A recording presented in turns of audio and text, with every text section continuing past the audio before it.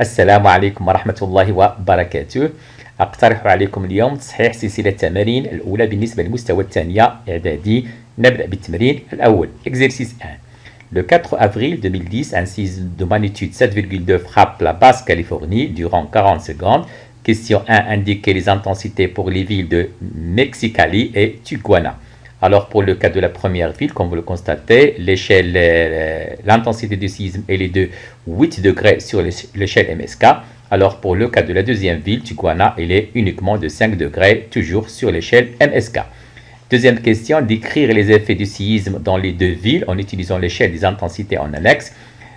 Comme vous l'avez constaté bien sûr, à Mexicali, les cheminées des maisons sont tombées, l'intensité de 8 degrés sur l'échelle MSK comme nous l'avons déjà dit, alors que dans la deuxième ville, Tijuana, le séisme a réveillé les dormeurs uniquement. Bien sûr, l'intensité du séisme dans ce cas-là, il est uniquement de 5 degrés, toujours sur l'échelle MSK. Troisième question, repérer l'emplacement de l'épicentre et proposer une hypothèse pour celui-ci. Effectivement, nous avons au niveau de la faille, l'épicentre est situé au niveau de la faille. On peut donc supposer que son foyer il est situé à la verticale, bien sûr, comme vous le connaissez très bien, au niveau de cette faille.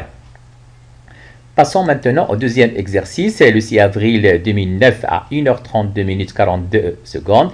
Un séisme cause de gros dégâts aux constructions de la ville de L'Aquila en Italie, faisant plusieurs centaines de victimes. Première question. Trouvez pour chaque phrase là où les bonnes réponses. Première phrase, le séisme a été enregistré par le sismomètre de France et du Brésil parce que les ondes sismiques, petit a, première proposition, se propagent dans toutes les directions. Effectivement, c'est une proposition juste. Petit b, ont provoqué, bien sûr, parce que les ondes sismiques ont provoqué un séisme en France et au Brésil, donc proposition fausse.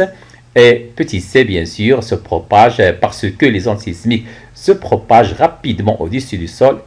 C'est aussi une proposition fausse. Passons maintenant à la deuxième phrase. Les ondes sismiques ne sont pas enregistrées au même moment, petit a, car les stations de surveillance ne sont pas situées à la même distance du séisme. Effectivement, c'est la proposition exacte.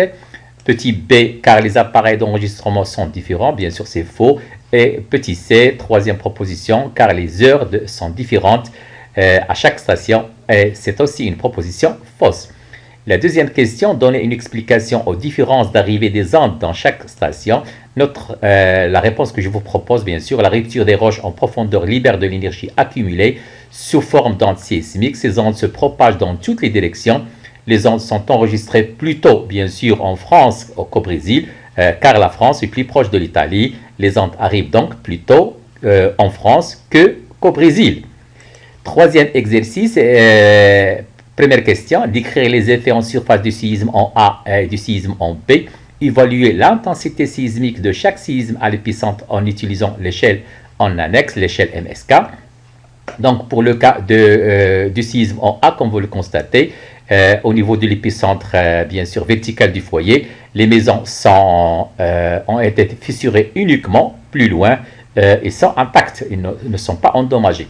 L'intensité est évaluée à l'épicentre à 6-7 degrés sur l'échelle MSK, alors que la magnitude elle est de 8 degrés sur l'échelle de Richter.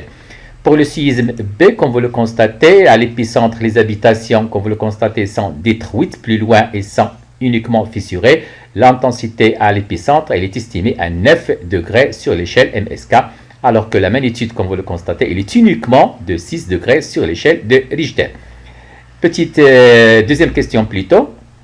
Rappelez la définition d'intensité et celle de la magnitude. Donc, je vous propose comme définition de l'intensité, c'est l'importance des dégâts, on la mesure selon les impressions des habitants et les dégâts observés, je m'excuse, on la mesure avec l'échelle MSK, bien sûr 12 degrés.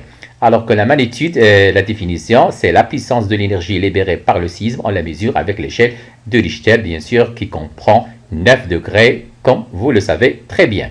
Troisième question, comparer la magnitude et l'intensité des deux séismes. Comme vous le constatez, donc la magnitude est supérieure pour le séisme A, elle est de 8 degrés sur l'échelle de Richter, alors qu'elle est uniquement de 6 degrés dans le cas du séisme B. Donc 8 pour une magnitude de 6 pour le séisme en B. L'intensité est supérieure pour le séisme B. Elle est bien sûr, comme vous le constatez, il est, comme je l'ai déjà dit, elle est de 9 degrés sur l'échelle MSK, alors qu'elle est faible pour le cas du séisme en A. Et il est uniquement, comme nous l'avons déjà dit, 7 degrés sur l'échelle MSK. Donc, la magnitude et l'intensité ne semblent pas être liées. Quatrième question, précisez quel autre facteur que la magnitude est responsable de l'intensité du séisme. Bien sûr, vous l'avez constaté, l'autre facteur à considérer est la profondeur du foyer, ce qu'on appelle la distance focale, c'est-à-dire la distance entre l'hypocentre, le foyer, et l'épicentre. Dans le cas du séisme A, on voit très bien que la distance focale est plus importante, elle est de 200 km, alors que pour le cas du séisme B, la distance focale est uniquement de 10 km, c'est-à-dire le foyer est plus proche de la surface de la Terre. Effectivement, comme je l'ai déjà dit, l'autre facteur à considérer est la profondeur du foyer. Elle est plus proche de la surface 10 km pour le séisme B. Les ondes, dans ce cas-là, arrivent plus vite et plus puissantes à la surface, causant plus de dégâts malgré une puissance plus faible. Donc, comme vous le constatez, il n'y a pas, nous l'avons déjà dit, la magnitude et l'intensité ne semblent pas être liées. Merci.